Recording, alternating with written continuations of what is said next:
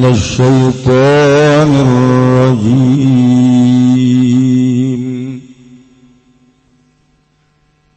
وما كان استغفار إبراهيم لأبيه إلا عن موعدة وعدها إياه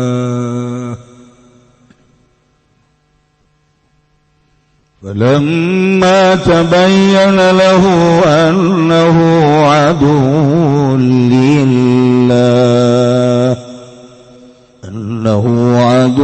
لله تبرأ منه إن إبراهيم لأواه حليم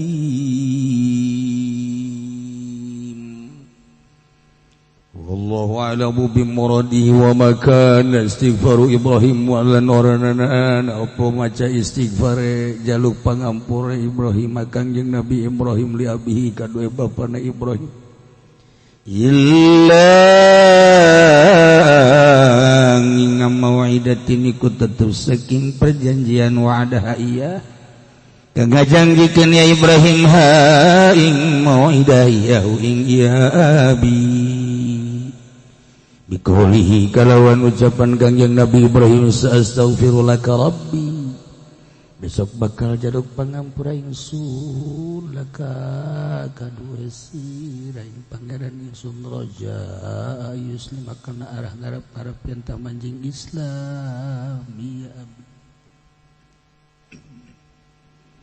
falamma tambayyana lahu maka samang-samang sanarimanya takada Ibrahim oh panahu satuhun abi aduun lillah iku musuh kadue Allah bimautihi alal kufri kalawan mauti abi ngatasi kufur tabarra'a minhu maka nalimalu barya kangjeng Nabi Ibrahim minhu saking abi wa tarakal istighfar lahu lan ninggal ya Ibrahim ing jaluk pangampura lahu kadue abi inna Ibrahim ing satuhun kangjeng Nabi Ibrahim la'awahu niku yaktikang ake DP nikasiru tadarru'i wa du'a tegese ake DP nilang ngadu'a halimun turiku kang aris saburun alal adza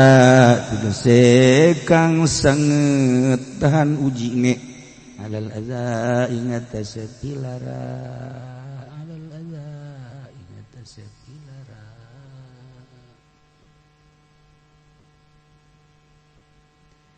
ayat ieu neruskeun ayat anu kamari tentang maca istighfar macakeun pangampura macakeun istighfarna kangjeng Nabi Muhammad sallallahu alaihi wasallam kanu jadi bapana ieu ne Abi ku dedeh-dedehna kangjeng Nabi ka pamana nu nami Abi Thalib hingga dirayu ku kangjeng Nabi supaya iman ka Allah iman ka kangjeng sebagai utusan Allah telireun kangjeng tetrase maca istighfar bahkan kangjeng Nabi nyarita moal eureun kau wallahi la azalu astaghfiru Kaula moal eureun-eureun terus teu mangmentakeun hampura ka paman kaula. Lantaran inget kana jasa-jasa paman. Wah. Anu ngurusan lain letik-letik pengurusan. Masa kuari maot teu iman. Ingat karena jasa seorang paman Abi Thalib sakit itu luar biasa. Anu ngahadang kejadian-kejadian anu bakal ngajadikeun bahaya.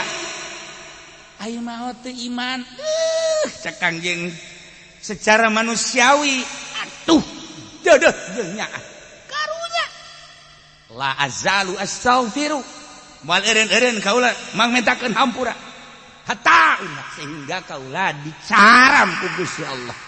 Watuh sahabat ge balerea kabeh mangmentakeun hampura ka indung bapana anu maot musyrik.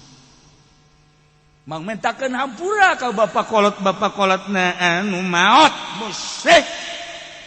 Maka Allah nurunkeun ayat Ma kana lin-nabi walladzina amanu ay yastaghfiru lil musyrikin walau kanu uli qurba. Dilarang Kangjeng Nabi berikut para mukminin mangmentakeun hampura ka Allah jang para musyrikin sanajat musyrikin eta sebagai kerabat anu deukeut. Dilarang geus lain-lain deui. Untuk kuari teh wah paeh bae. Saya dikawin jeung sarwiti Islam, boga anak, disakolakeun pergaulan sekolahan, naudzubillah min dzalik jadi berubah akidana, kuari pangerana jadi Tritunggal. Berarti Kristen kafir, Kristen ayeuna mah sebab kitab Injilna muharraf tahrif. Nah, kuari lamun paeh bapakna Zaid paeh, anak teu meunang warisan sebab anu ngajadikeun pemisah akidah. Bisa juta kali sugih bapakna atau anakna anu sugih. Paeh anakna teu ngawaris. La yarisul muslimu al kafira walal kafiru al muslim. Atawa Ki Zaid kawin jeung Siti Kristiani. Make Siti heran ini. Kristen nyara. Ayo make aturan-aturan gereja. Kristen lah, anak biasa aja Kristen ieu. Nyana milu-muludan. Ki Zaid ini ada apa sih rame-rame? Muludan, Bos. Muludan itu apa? Muludan itu mengenang kelahiran Kangjeng Nabi sekaligus wafat Kangjeng Nabi. Oh iya, saya dengerin aja. Bos, ini mah urusannya orang Islam. Saya pengen ngedengerin dah. Bos ngedengikeun aja dibagi berkat. Kebagian kan nyana. Pan eta berkat teh aya sinar salaf. Nempel kana berkat. Je. Ya Nabi salam alaika ya Rasul salam alaika ya Habib salam alaika salawatullah alaika. Emang kita nyorot sinarna kan berkat. Ye, nu mantak haju gembul ge. Sinar Kanjeng Nabi. Masya Allah karim urang teu kadeulegan sakadar berkat bah. Tapi eta maknana asyraqal badru alaina. Ai nyorot karim mantak di daharna geunah. Balik ngariung jam 1. Di dahar kurang berkat. Geunah atuh jalapar. Tuh batak lamun dibagi aqua doang santri ngarombong bae aing mah muludan senep dekeun. Atuh aqua doang. Ai baheula ngagedekeun berkat tu pajarna mah dasar aja balik kiai yang berkat cenah kos kitu. Sim dasar mung mere meureun deui nya. Tah, ieu maknana ieu makna aya sinar ilahi nu dibacakeun ku para santri, para ustad, para kiai nu ikhlas. aya meureun-meureunnan 40-an mata nu maca asyraqal nu ikhlas urang mah anu teu ikhlas mah moal nempel moal nu ikhlas mah aya set nempel dibawa ku Ki Zaid pemajikan nanya Pak itu apa katanya sih berkat emang dari mana muludan kok Bapak ikut muludan rame-rame ngedengerin iya tuh coba dahar punya hidayah lewat berkat isuk-isuk dan jana ngalamun baik kalau masuk Islam enak ya cetina maksudnya kenapa itu mendapat berkat terus tah lewat mana Allah endek ngajadikeun endek mere hidayah ka jelema rahasia Allah lewat gering lewat perang lewat nyanyi lewat ngaji lewat berkat nyangakeun ka Gusti Allah urusan Allah sama hidayah aya nu deuleu doang itu siapa itu mah kiai oh berbeda ya isukna jadi asup Islam aya nu hiji itu saha itu mah Pak Haji aing greget ka si eta jadi henteu eta teh rahasia Allah tah nyangakeun sadaya-daya udah memang tadina sia sok salat jadi henteu gara-gara aing ngeleubeungeun si eta kunaon meureun datang ka kuari haranges eta sinar korupsina timbul ya. Nah, kuari Ki Zaid asup Islam, boga anak kan. Nah, kuari paeh Ki Zaidna. Mualaf, hartana loba. Teu bisa diwaris ku anakna. Teu bisa diwaris atau anak nu paeh. Nyanana Islam, anakna Kristen. Teu bisa diwaris. Lah ya dituluy. Berarti jurang pemisah akidah. Kebenangan Kangjeng Nabi mengmacakeun istighfar sekalipun ka Abi Thalib. Paman anu ngarumat paman anu ngahadang dina sagala rupa kejadian-kejadian ada tapi tetap bae datang ka mang mentakeun hampura eueuh jalan Allah karim timbullah pertanyaan pan Kangjeng Nabi Ibrahim ge mang mentakeun hampura ka bapana Kanjeng Nabi Ibrahim teh boga bapa ngaranna Azar kebeneran Kanjeng Nabi Ibrahim na seorang manusia nu hebat nu piawai tapi boga bapana ieu lain lalagaan tukang nyeunan patung sekaligus jualan patung maha kawasa ulah ditanya jangan ditanya kemana aku pergi ulah ditanya urusan Allah siapa anu kitu talar heran ini ulah urusan Allah urang mah iman ka Allah iman ka Kanjeng Nabi iman ka para mursalin adapun rahasia-rahasia kos kitu Allah tama urusana ketika Firaun kasienan digantian kerajaan anak dengan tabiran-tabiran ahli sihir diputus ku Firaun bodoh orok laki-laki bodoh sabara ribu orok anu dibunuh maha kawasa Allah orok nu diimah mah diantepkeun Kanjeng Nabi Musa diurusan kugu eta anu bakal jadi musuh maha kawasa Allah urang teu jandung teh korenganan pamajikan urang nu galak rahasia Allah boga pamajikan galak teh teu nyandung sia seuri hayang meureun tuh aya rahasia ya Allah ya Rabbi orang di imah urang jawaran teu kudu make golok asal manyun bae geus kecuali jelema anu geus teu boga dingding haling ya dah geus mangke bae nyandung lah urusan acak-acakan anak di mana kolot di mana acak-acakan mun ditanyakeun pamajikan geus teh arah jidinya ngagugulung hulu leutik hulu gede tadi urusan boga 2 hulu panjang tergantung jelema-jelemana dititahan ge nyandung aya bakat moal bae wajen tadi omong-omong ge atuh geus bakat mah nyandung bae enggeus tah ulah dipikir ka kumaha Allah beres pamajikan ge lamun kumaha Allah bae ngeunaheun nyadar Kanjeng Nabi Ibrahim boga bapak Kanjeng Nabi Ibrahim nu lain lalagaan sampai dipuat ku ari dina sholawat Ibrahimiyah tapi boga bapak tukang nyinan patung jualan patung Allah karim Azar ngaran Kangjeng Nabi Ibrahim terus ngajakan kanu jadi bapak tapi bapakna tetep bae keke dina kayakinanana.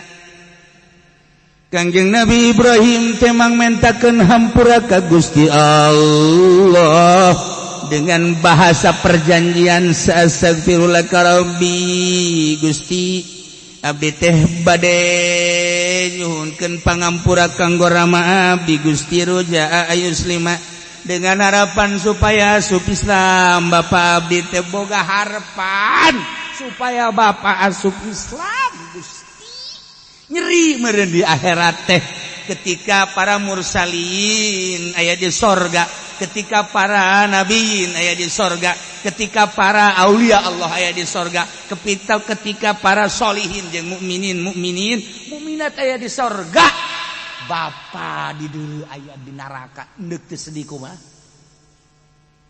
Gusti astaghfirullah rabbi raja ayyuslim mang mentakeun hampuralah Kangjeng Nabi Ibrahim teh maca istighfar Gusti abdi teh nyeronkeun pangampura kanggo rama abdi nami Azar teh anu ngajadikeun kana sabab ayana abdi supaya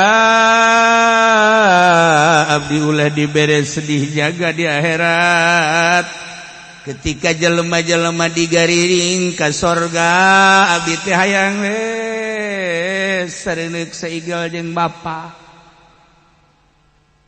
mentakeun hampura. Nah, ieu nu tadi teh Kangjeng dicaram mentakeun hampura ka Abi Thalib. Sahabat dilarang mentakeun hampura ka para karun-karuhuna nu maot musyrik. Kok Kangjeng Nabi Ibrahim teh maca atau aya perbedaan? Maka dijawab ku Gusti Allah, wa ma kana istighfaru Ibrahim li abihi Allah alam bimuradi teu aya maca istighfar namang mentakeun hampurana Kangjeng Nabi Ibrahim li abihi ka bapana nami Azar teh eta teh lain samata-mata sakadar macakeun hampura mang mentakeun hampura tapi eta manu timbulna illa mau'idati wa'adaha iya tepati-pati maca istighfar kecuali timbul tina perjanjian anu dijanjikeun ku Kangjeng Nabi Ibrahim ka bapana dina bahasa Arab mah beda amun kurang ditaliti ku urang bakalna berbeda ngamarjekeun domir ieu teh anu janji nu ngajanjikeun teh Kangjeng Nabi Ibrahim atawa bapana tuh kan aya Kangjeng Nabi Ibrahim anu janji Gusti abdi teh ngajanjikeun ka bapa dek baca istighfar jang bapa janji supaya harapan abdi teh asup Islam bapana geus Kangjeng Nabi Ibrahim nu janji tapi lamun ngamarjaikeunana dibedakeun ma mau'idati wa'adaha anu ngajanjikeun bapa kana perjanjian ieu ka Kangjeng Nabi Ibrahim Kangjeng Nabi Ibrahim nu janji ka anakna ya ieu teh nu janji teh Kangjeng Nabi Ibrahim atawa bapana tak urusan pimarjeun bae sakitu hesena mentak Al-Qur'an mah teu meunang sambarangan dibaca sebab geus mah hakikatna geus mah majazna geus mah kinayahna geus mah ngamarjek-marjekeunana tah anu ngajelaskeun janji nu janji teh Kangjeng Nabi Ibrahim atawa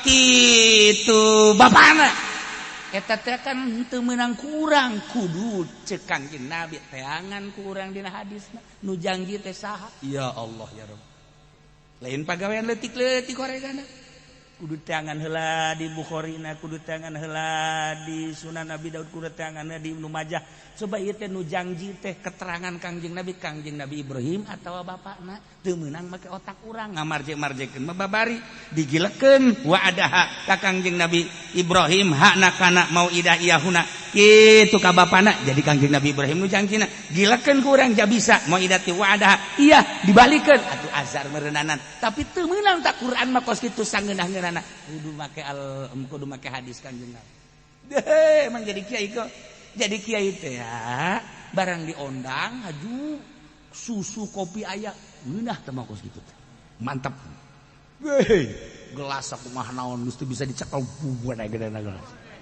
hei kiai pohara teh mah ai ke di kitu-kitu mah babari tah pelebah ieu hadis teh sahih apa dhaif saha ieu rawina masyaallah karim kemudian ieu teh di Bukhari tisaha jeung tisaha sahaan saha ya Allah ya retah kamu ditanyakeun eta bae kakarak aing asa lain jadi kiai kamari mah keur ngariung asa bos aing asa jadi kiai asa jadi mama komo dibuya-buya betul kiai aja pendek betul ini makar ya waduh tuh kan ya Allah ketika ditanya masalah teu jawab aletik jadi jelema masyaallah karim.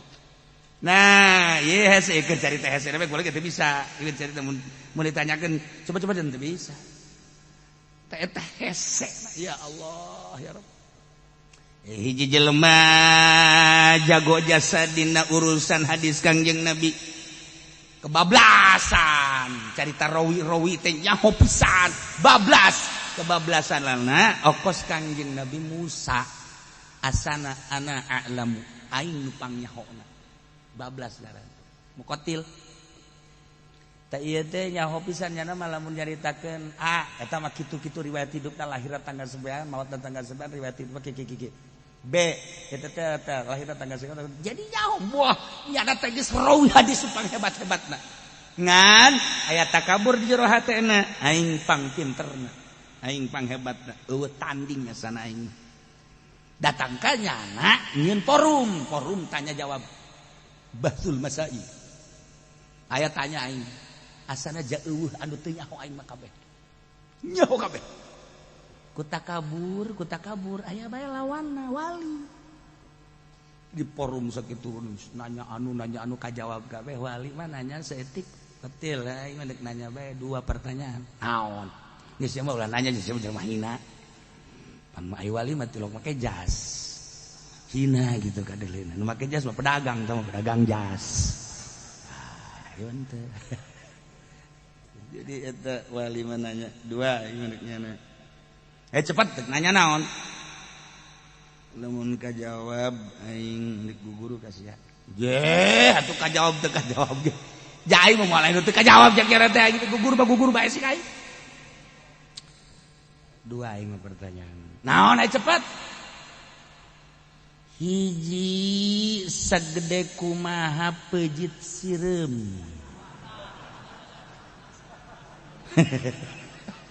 Nyana geus ngagibeg teh. Geus ngagibeg. Kadua naon nyana ge leutik aing kadua naon.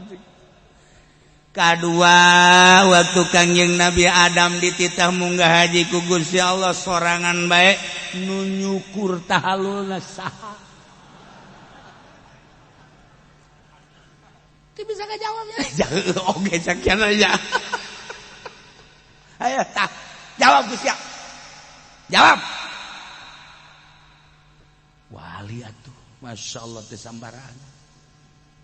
Ayo coba.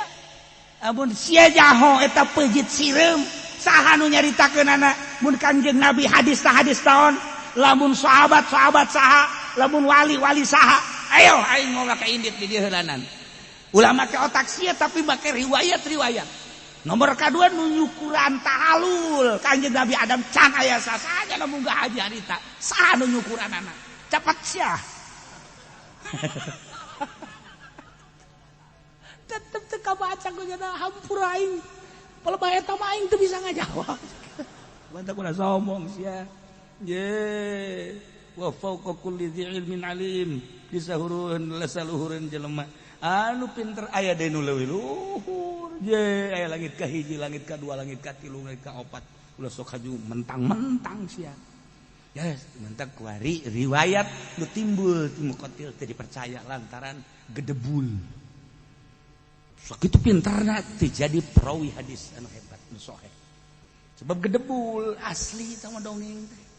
Tah urang ge lamun gedebul kos kitu. Ulah sok cilek atuh biasa bae. Ngarasa mah ngarasa bae juga sok cilek-cilek kos cangkurileung. Biasa bae. Nah ya bahasa sekedar gambaran. Kanjeng Nabi Ibrahim janji anu perjanjianana teh dek mangmentakeun hampura dengan harapan asup Islam mangmentakeun hampura musyrik keneh kan bapakna. Kok Kanjeng Nabi Ibrahim maca istighfar. Oh, lanjut. Falamma tabayyana lahu annahu aduwwun lillah. Barang nyata-nyata menjelas ke Kanjeng Nabi Ibrahim bahwa bapana teh horeng musuh Allah. Kanyahoan musuh Allah na bimautihi alal kufri, mautna kufur teu percaya ka Allah sebagai pangeran, teu percaya ka Kanjeng Nabi Ibrahim anak diangkat jadi utusanana. Rahasia Allah. Barang jelas maka Kanjeng Nabi Ibrahim bahwa bapak teh aduwwun lillah, tabarra'a minhu. Tabarra'a merdeka Kanjeng Nabi, bebas Kanjeng Nabi Ibrahim, lubar Kanjeng Nabi Ibrahim. Henteu maca istighfar, wa tarakal istighfar. Embung mangmentakeun hampura Kanjeng Nabi Ibrahim. Henteu. Jadi eta Kanjeng Nabi Ibrahim teh teu apaleun bahwa kang bapana bakal mautna kitu musyrik. Can aya perintah ti Allah. Tanda-tanda mah geus apaleun Kanjeng Nabi Ibrahim teh. Bapa teh jadi kieu cuman kulantaran can aya instruksi ti Gusti Allah. Nyanggakeun ka Gusti Allah. Kan aya rasul mah kumaha wahyu. Can aya wahyu. Sanajan tanda zahirna mah kos kitu aya can aya wahyu. Jaloba jelema teh anu dikir hirup nama kafir tapi maut nama muslim ambala aya jutaan manusia dibalikeun aya anu keur hirupna mukmin naudzubillah min zalik mautna jadi kafir naudzubillah min zalik wa min zalik rahasia Allah. Jaloba jelema anu keur masa hirup teh teu kapanggih jeung Kanjeng Nabi atuh kunaon barang sakaratil maut dilayadna ku Kanjeng Nabi ribuan jutaan manusia. Tadi jelaskan di kitab Fatawi hadis yang jutaan mukmin nu sering maca sholawat teu daekeun kapanggih ngimpi komo yakloh mah tapi ketika nyana sakaratil maut dilayad hanya dirina nu nya assalamualaikum waalaikumsalam saya ieu anu sok disolawat Muhammad nyana senyum urang teu ngarti senyumna nyana horenganan keur ngobrol jeung Kanjeng Nabi lain hiji, lain ratus, lain ribu, jutaan mukmin. Masya Allah karim. Nu mantak ulah eureun-eureun ge maca sholawat, harapan urang geus bae panungtungan eta bae atuh jag hirup urang mah kos kieu. Ambalaya. Rahasia Allah anu maot di leuweung, anu maot di laut, anu maot di sumur, anu ku tsunami, anu ku gempa. Eta teh Kanjeng Nabi ngalayan pendeuk sakarat teh kumaha teh mah urusanna teh mah rahasia. Ih, kurang mah kadeuna kena tsunami. Dagang, sumur, horenganan ketika rek sakaratna Kanjeng datang deuk kumaha coba ieu. Masyaallah. Ta eta lah rahasia-rahasia Allah.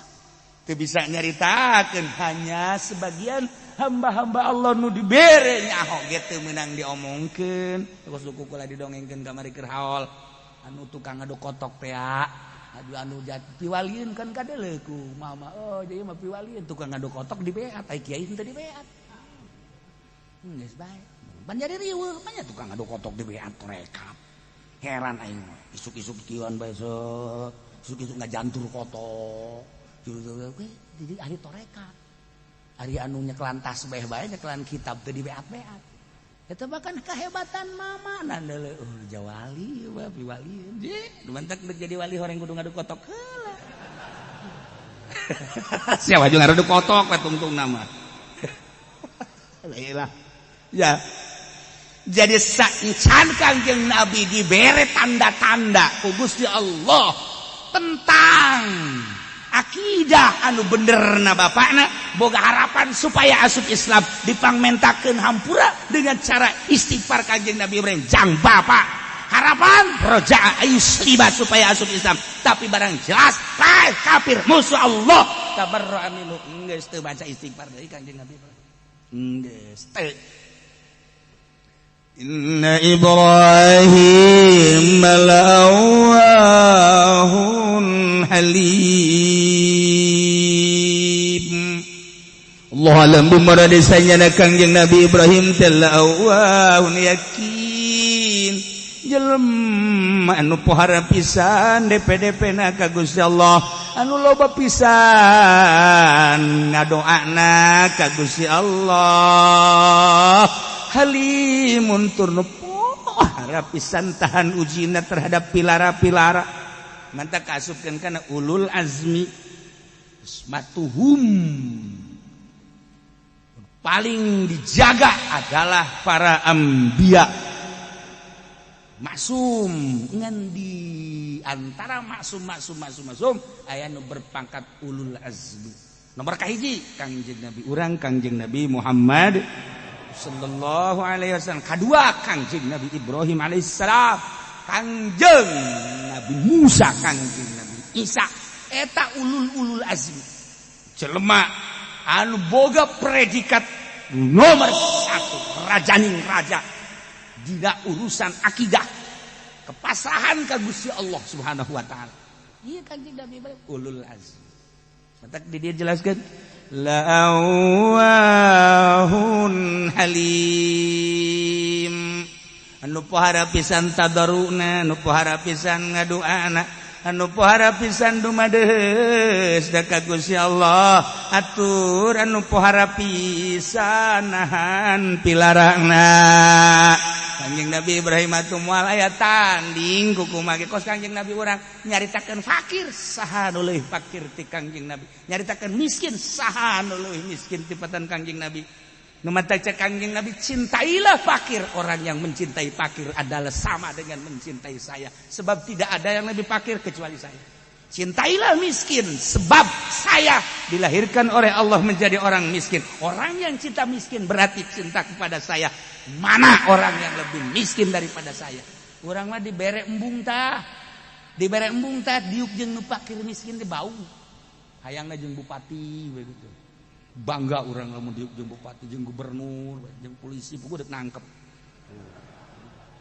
jeung teh udah mah itu bangga jeung fakir embung ya Allah ya Rabbi aya naon di diri urang sehingga urang teh teresep ka fakir teresep ka miskin mantap Kangjeng Nabi wa yuhibbul fuqara wal masakin wa yajlisu ma'ahum Kangjeng Nabi geus dikitu-kitu ge tetep bae teu hayang mah sebab naon sebab nu fakir bae jeung nu miskin endeuna mentak urangna boga karakter embung dipenta hayangna dibere bae urangna boga karakter hayang dibere mun boga karakter kos kitu coba kuari nurutan Kangjeng Nabi Ibrahim Kangjeng Nabi Ibrahim kos kitu teh embung dibere hayang mere adapun dibere masalah tapi embung dibere ngan hayangna mere nu mantap Kangjeng Nabi nyieun Kangjeng Nabi Ibrahim nyieun pos-pos paranti jelema anu singgah dek dagang dek ziarah dek silaturahim nyieun pos dirinya besi kapetingan tah tempat ngendongna besi hayang dahar tah dahareunana jeung nu ngalayanan ya Allah ya Rabbi pohara Kangjeng Nabi Ibrahim pohara moal aya pangbarahanna sadunya iwal ti Kangjeng Nabi Ibrahim barahan dongeng mah babari jasa urang mah barahan boro-boro kabatur ka pamajikan bahasa datang ka pamajikan minta cai kunaon salaki teu daek barahan berarti pelit jasa beureunya tuh cak mamang teh coba saha salakina beusi sia anak pelit teh urang mah pohara ka pamajikan ka anak ka incu jang naon teh ieu ulah ka kabatur da ka pamajikan bae galana pamajikan minta tah pamajikan tah ayo sia diloloh ku ai menang sabulan teh ai anting kula ka mana dijual eta pake jalan tuh atuh pecang macam moal ele pecang mah otak mah pohara Kangjeng Nabi Ibrahim kacaritakeun jaga di akhirat hadis anu diriwayatkeun ti Abi Hurairah ti Kangjeng Nabi Muhammad sallallahu alaihi wasallam jaga di akhirat Kangjeng Nabi Ibrahim yalqa alaihi salam abahu azar pendak jeung bapa yaumul kiamah wajah bapakna teh geuneuk kedul sinaran mengkerut anu luar biasa kadeus sedih jeung prihatin katembong ku Kangjeng Nabi Ibrahim bapak teh ieu teh geus ahlung lain boga keyakinan bakal diseret ka neraka kapanggih jeung Kangjeng Nabi Ibrahim nangkep biasa cek Kangjeng Nabi Ibrahim ieu kurasa mana teh anak aing khairu ibdin pang bagus-bagus anak malayangan sia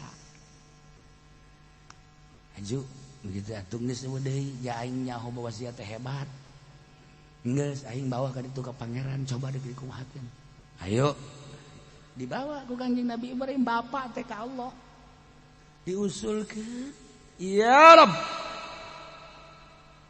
haza abdi Gusti ieu teh bapak abdi abdi teh aya sebab bapak abdi ieu bapak abdi annaka wa'adtani alla tukhziyani yauma yub'atsun Gusti teh kapan janji Tuhan teh Gusti janji ka abdi moal nyedihkeun ka abdi jaga yauma yub'atsun di poe kiamat ayeuna poe kiamat teh payu khizin azab min abil abad mana kesedihan anu paling sedih deui tibatan jauh jeung bapak ieu teh bapak teh dibawa ku abdi teh ka Gusti ku sebab abdi teh embung sedih lantaran bayangkeun heulanan ieu mah Gusti abdi ka sorga bapak ka neraka abdi mah seserian di sorga jeung ahli-ahli sorga bapak mah kekerlekan di neraka pang sedih-sedihna eueuh deui tibatan min abil abad nyangakeun sadaya-daya kumaha jawaban Allah yaqulullahu ta'ala Ibrahim ulah jalir ti janji ya panaon inni haramtul jannata 'alal kafirin janji aing pan aing ngaharamkeun surga ka kafir lamun mukmin mah sakumaha gedena ta dosa bapa sia lamun mukmin mah sakumaha hebatna dosa bapa sia dunia pinuh ku dosa bapa sia kabeh nyundul datang ka langit tapi iman sia ka aing ta bapa sia jeung ka sia enggas dosa naonan sorga tapi kulantaran aing janji sorga aing mah moal dibikeun jeung jelema kafir ini haramtul jannata 'alal kafirin eta janji aing Gusti atuh geus kieu mah kumaha henteu kumaha aju kumaha teh ya Ibrahim matah tarijlaik naon anu aya di handapeun suku sia coba adalah barang di dulu horeganan aya binatang wah nunduk yang kerem ka Kangjeng Nabi Ibrahim idzan huwa bitu badiyahun mutalattihun ieu kromo dan luar biasa ijid Kangjeng gambaran bapa maneh teh asli nama tah ijideun sia jadi urang teh lamun dibere dibukakeun hijab ku Gusti Allah jalu munafik urang dibukakan hijab ku Gusti Allah nyeuleuh kafir urang dibukakan hijab ku Gusti Allah nyeuleuh musyrik eta teh sarua jeung jelema nu pangjore-jorean yang koromod boro-boro deket urang jauh ge urang hayang ditimpahan bae nu matak timbul rasa hayang perang teh ka kafir lantaran ku koromod-koromod itu urang mah di bos-bos lah bos siap bos sepatu tuh bersihin dulu ya oke bos berangkat bos nah, ini waktu sholat saya mau sholat. Jangan sholat dulu. Iya bos, oke bos. Kurang mah daek tinggalkeun sholat. Lantaran buka deuleuna kasep si bos kok mau bosna si inci mah. Duirna beureum birmer. Nah, lantaran teu boga pandangan batin lamun boga pandangan batin musyrik teh koromo jore izin. Urang deuleu anjing teh izin, deuleu babi teh izin. Leuwih tibatan babi. Dia ku batu perang aja. Lamun memang pandangan orang model kos kitu. Nah, Kangjeng Nabi Ibrahim tibere dedelean kos cak Kangjeng Nabi izin padahal bapana teh padahal bapata teh. Matak dicekal ku Kangjeng Nabi Ibrahim. Ayo katu bi qaimihi ayo ka pinar langsung dicekal ku Kangjeng ku izin-izinna. Sanggeus izin barangkeun ka neraka horeng bapa. Nu nganarakakeun bapana teh Kangjeng Nabi Ibrahim sorangan lempek dedelean lain jelema. Ya tuh urang ge lamun neuleuh pamajikan urang lain tuh samaan haju bae kan. Nah iyalah. Jadi dedelean Kangjeng Nabi Ibrahim na diaslikeun ku Gusti Allah. Bapa sia teh kadeleuna bapa. Ya nu aslina. Teh kudu ku Allah, teh kudu ku malaikat zabaniyah. seret ku Kanjeng Nabi Ibrahim sorangan 7 bar bae. Ditanya, Ibrahim, eta teh bapak. Tapi kok dibawa lain bapak kadaleuna ku aing. Masyaallah. Urang teh lamun eukeur nampilingan anak ceger teh daek salat teh daek ngaji teh lain anak kadaleuna. Eta teh moal daek urang lamun anak urang kadaleuna anak mah nampilingan anak. Mari batak ditampilingan ge ku urang teh. Aju bapak anakna nampilingan kolot deui. Wah. Orenganan anak neuleuh bapak lain bapak. Dasar pagawean sia sama kos kitu. Nah, robahkeun coba teh urang make cacaang sakumaha caangna Kangjeng Nabi Ibrahim alaihis. Mudah-mudahan urang dibere teger hate urang, iman urang, akidah urang, iman urang ka Allah nu yakin, iman urang ka Kangjeng Nabi Muhammad nu yakin, iman urang timimiti fi dunya ila yaumil qiyamah. Amin ya rabbal